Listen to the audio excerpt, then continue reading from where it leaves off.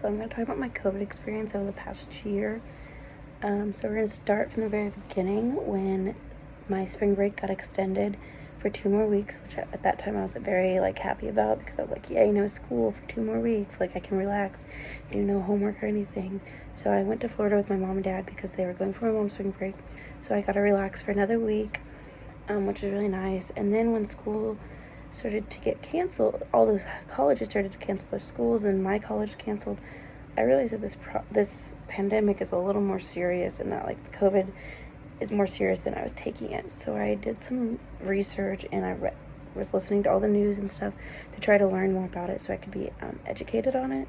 And so I started to learn that people are dying from it, that it was dangerous for certain populations, such as the obese population or the people with heart conditions or lung problems, and or older people. So I started to be more cautious about people I was around before they made before we had a quarantine.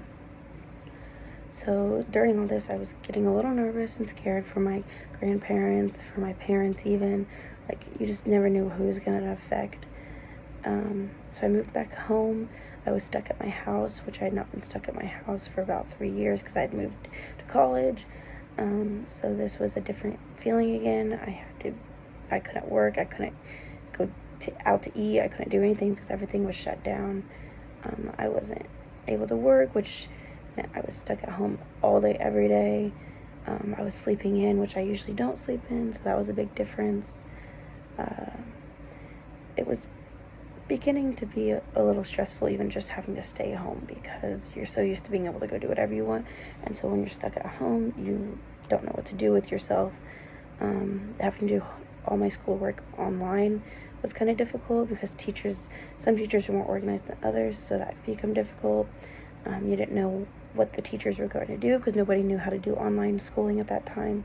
So some things I lost a lot of points because the teachers had to take all of those grades out of the grade book because they weren't able to offer us homework or labs. We weren't able to do them in person, so they had to take those grades away.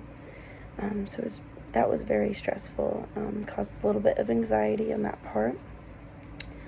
And then summer started, and I had taken an online class that was somewhat like an internship, and this was difficult because I wasn't able to find multiple of these. A lot of places weren't accepting students to come watch or job shadow, so that was difficult to try to find someone to job shadow. Luckily, my sister went for what I was going for, so I was able to job shadow her. I was able to go back to work, and so that gave me something to do to get out of the house. We had to wear masks more often, which was weird seeing everyone wearing masks. You just felt odd. It wasn't the way things used to be, so it's just very different. I wasn't able to see all my friends as often. Luckily, where I'm from, I was able to see most of my friends in small groups. We weren't able to get in a giant group or anything, but we were very cautious about it and stuff.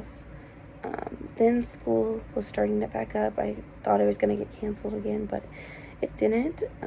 So we started classes again. Most of my classes were still in person, which I was shocked by because I knew a lot of people that were just online. So I was lucky in that way. But we had to wear masks, and we had to be 6 feet apart in every classroom.